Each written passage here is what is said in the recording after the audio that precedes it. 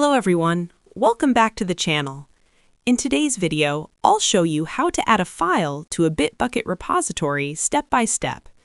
This is useful when you want to upload new code, documents, or other project files to your repository. Let's get started. Bitbucket is a source code hosting platform developed by Atlassian that helps developers manage and collaborate on Git repositories. Here's how to add a file to your repository.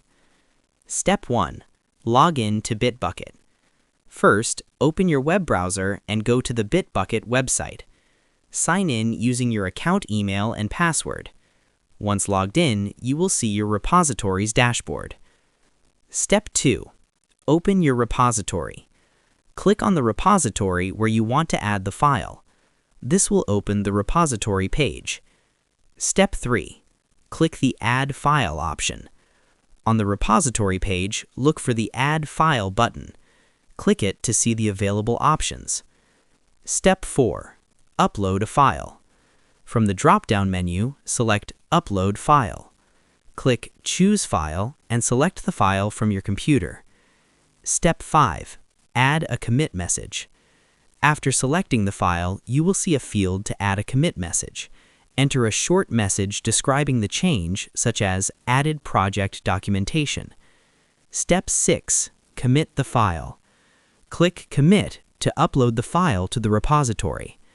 Bitbucket will add the file to the selected branch. Step 7.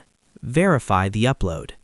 Once the process finishes, the file will appear in the repository file list. You can click the file name to view its contents. Step 8. Edit the file later, optional.